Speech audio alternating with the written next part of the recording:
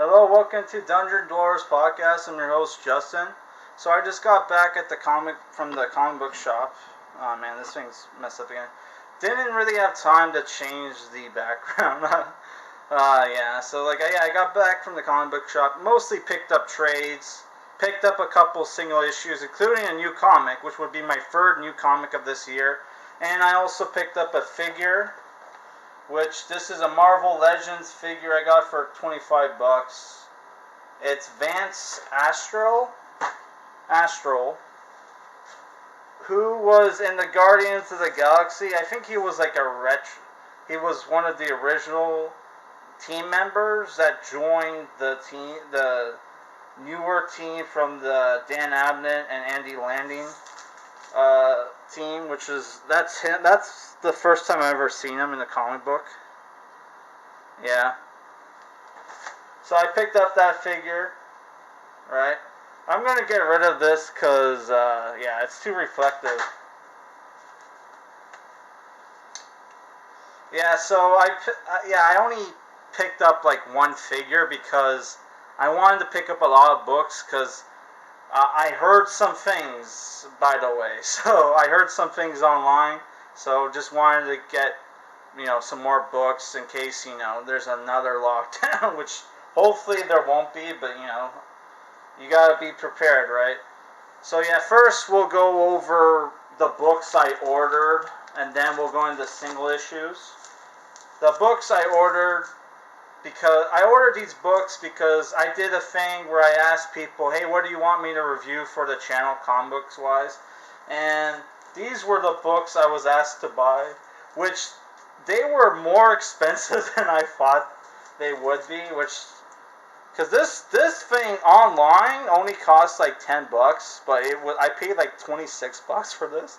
This is Kanto, Volume 1, If Only I Had a Heart, which is an IDW book. I thought this was an Image book, which is why I thought it would be way cheaper, because Image trades are usually like 15 bucks, right?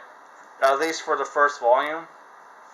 But this is thick, right? And it's, I paid 26 bucks for it. It's normally 20 bucks US. Written by, that's the background. Written by David M. Boer and Drew Sucker. Next book I was asked to review was the original Watchmen, which I probably should have had this in my collection, but it was the thing where when this book was popular, because when the movie came out, I was kind of broke and I was saving up to buy the movie, so I had just, I was waiting to get it from the library, but there was like a waiting list, so I may or not have tried to read it online and was sick of it, so I waited for I couldn't read it online because it was just shitty, so I waited for the library to have it, and that's when I first read it. But yeah, now I own it for real. So this is technically DC.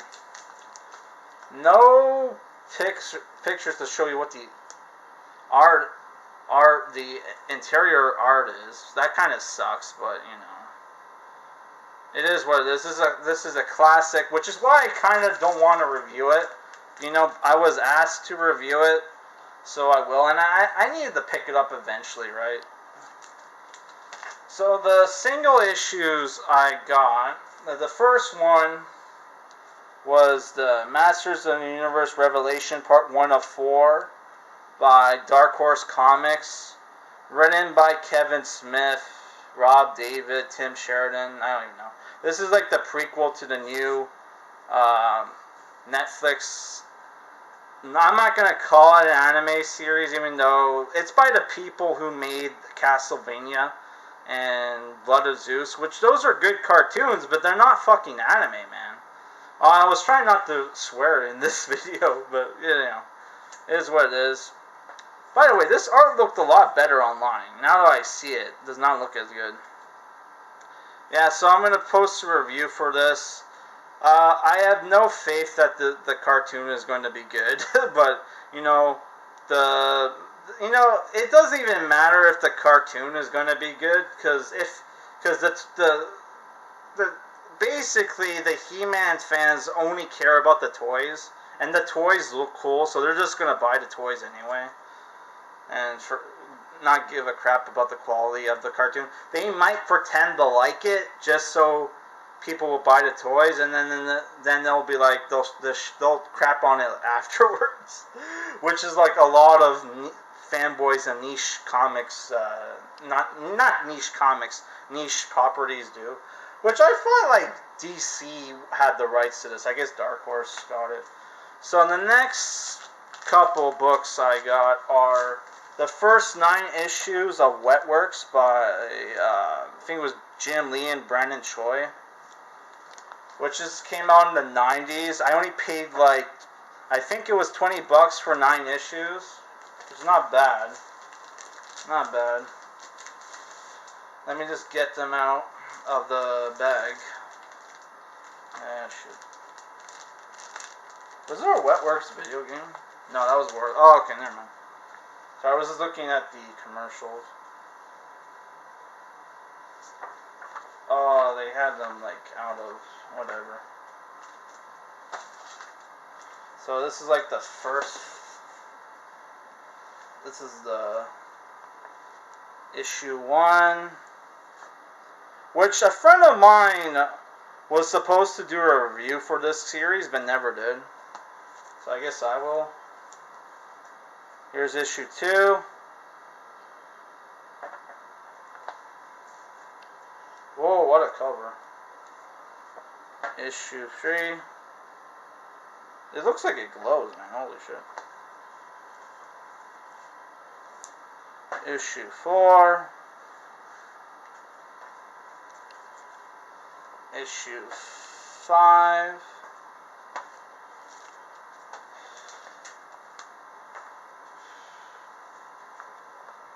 Issue 6. Oh, this is a cool cover. Issue 7. I probably won't do timestamps for this. I'm going to be too lazy. Issue 8. I'll try. Issue 9. Issue 9. Yeah, so that's all my single issues. Next, I'm doing trades. This will be DC and Marvel trades. Oh, I didn't pick up. I thought I picked up a 4 book, but I guess I didn't. This is Aquaman, The Water Bearers. I think this came out in the 90s. This book was at this dude's comic shop for like over a decade. I remember first seeing it like when I first started going there back in like the 2010s or whatever. And the reason I was interested, this was like the only Aquaman trade they had, and I didn't pick it up at the time, which this was like, I paid $14 for this. Not too bad. I think this came out in the 90s. This was back when Aquaman had a hook, and I guess he exchanged it for a hand made out of water, which is like whatever. But like, yeah, I was following this one comic book channel. I forget the guy's name. He was like this American dude from New York. Had a lisp, but I'm not making fun of him. He did have a lisp, but like I can't remember his name. I think it was Andrew. He did comics and toy reviews. I remember like one video he showed off like a Link like Master Sword replica that he took to like an auto body shop to have the sword sharpened, and he was a huge Aquaman fan. So that because of him, I tried to get into Aquaman, but like yeah, I didn't. I didn't. I read like the first volume of the New 52 Aquaman and wasn't a huge fan. Not that it was bad, it was just not as good as other Jeff John books. So yeah, you know, it wasn't as good as his like Green Lantern or Flash or JSA run. But yeah, but people love that Aquaman run. They have the New 52 books at the New 52 Aquaman books at the comic book shop, and I still have the first volume, so maybe I'll review that after I review this. But yeah, I don't know. I just thought for nostalgia's sake I would pick this book because I'm like I was surprised the guy still had it after like 10 fucking years. Second F-bomb in the video after 10 years. So yeah, I had to pick this up. Next is another long-winded story. Venom Volume 1 by Donny Cates Rex. I paid like 23 bucks, 24 bucks actually. Oh, Marone. And yeah, I don't know. Like for the last like 2 years, I've been having this one guy try to get me into Donny Cates, either like this or like his forerun. So yeah, I finally got off the pot and got a Donny Cates book. So hopefully this is good. I was thinking of reviewing this for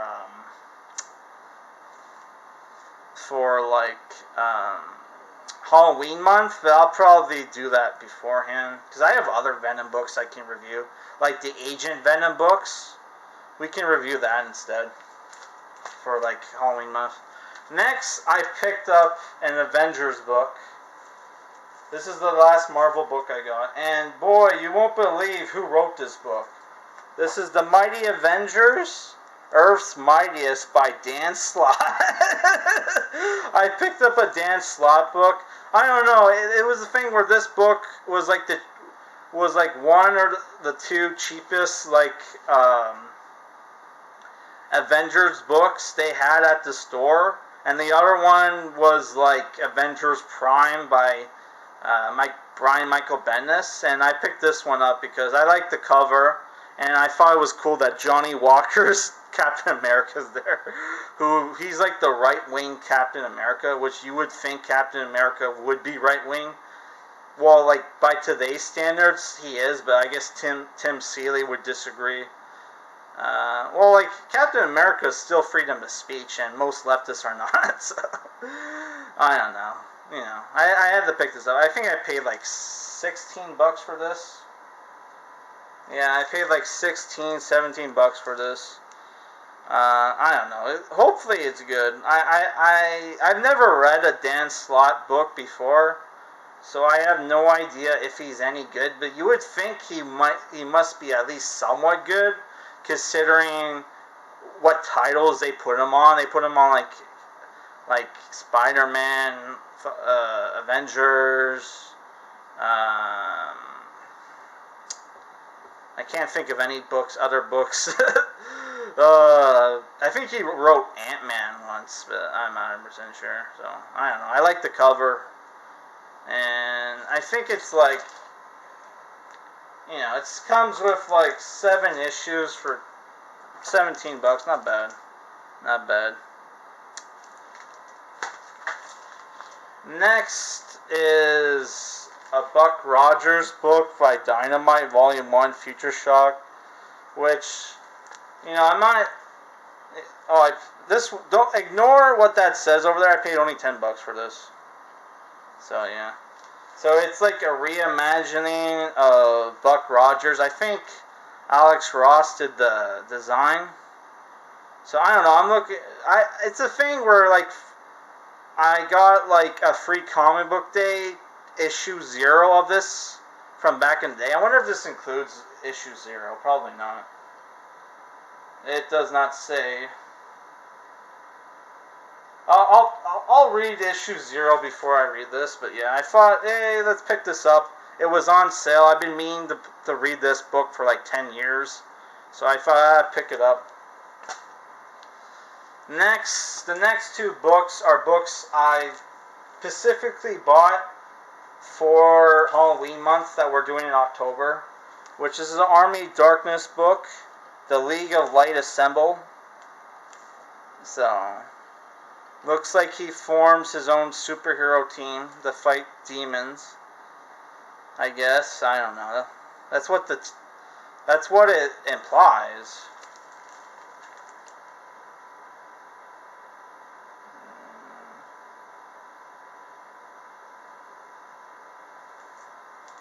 Ignore it says 26. I paid 15 bucks for this. So, I don't know. Should be. Hopefully it's good. we kind of, I think I reviewed like 2 like Evil Dead comics last year, so I have to review at least 1 this year. Yeah, hopefully it's good.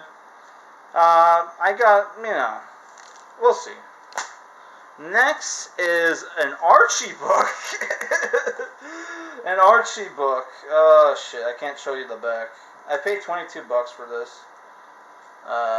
It's Jughead, The Hunger, Volume 1. They also had Volume 2, but I just bought Volume 1. So I'm going to review this for Halloween month.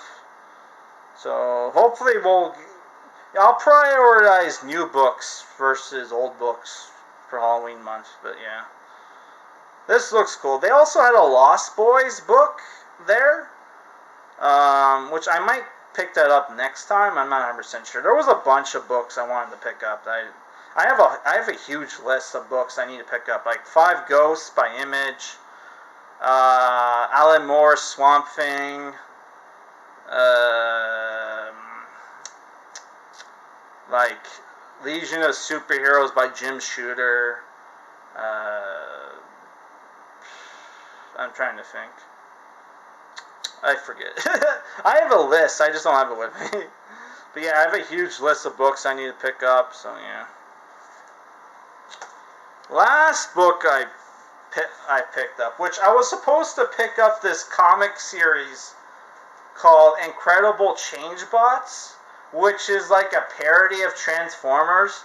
Couldn't find it, but I found this instead, which this isn't even listed on their website. The GoBots by Tom Scioli. Let me look at the back. Yeah, I can show you the back. There we go. So this is by IDW. I paid like $27. Was only I was only supposed to be $25, but they do that bullshit where if it's the last book and it's out of print, they charge you an extra $2. It's like, what the fuck, man? Especially when it's the GoBots. And the GoBots is considered the lame knockoff of Transformers, even though they came out in America before Transformers, and yeah. Which I think in America they eventually, incorporated GoBots into Transformers, because a lot of the times they'll have in the 2000s Transformers cartoons, Optimus Prime will have this tiny robot partner called Leader 1, and Leader 1 is the leader of, if I remember correctly, the leader of the GoBots, but I never saw the GoBots cartoon. Maybe I'll look it up. Which I think that's the leader of the GoBots, but I'm not 100% sure. Yeah. So yeah, I promised months ago I would review more Transformers stuff, but yeah, I can never seem to find decent Transformers books, so we'll just have to review this instead. Which next time I'm definitely going to pick up Incredible Change Bots, because I was talking to the comic book guy, and he was like he loves that series and it's great, but my problem with it is that on the website, they make the books look huge, but the books are super tiny. It's like they're made for kids, but apparently they're not for kids. But yeah, so I don't know. This looks cool. It's pretty thick too. So at least 6 or 7 issues there. So I don't know. Hopefully this is good. We'll see. Yeah, so that's the end of this comic book haul video. I'll try to... By the way, I'll post a toy review for this, I don't know, maybe next week. And I'll try to review this by Sunday, if not Monday. Because... Oh, and if you want a status update on my Moon Knight review, I'm halfway through, so it's a 500-page omnibus, so I should have it done maybe by the end of next week. We'll see. But yeah, I'll tie you over with comic reviews with this. Yeah. And yeah, that's it, guys. Also, whenever I do the Wetworks reviews, after that, not necessarily in my next review, but after a while, I'll review the Deathmate books, which I plan on doing a special week for when I review the Deathmate books. But I told the guy I wanted to read more Image and Valiant '90s comics before I reviewed Deathmate. But fuck it, I'll just read like Wetworks, and that'll be it. I was planning on picking up more Valiant books, but it was like, screw it.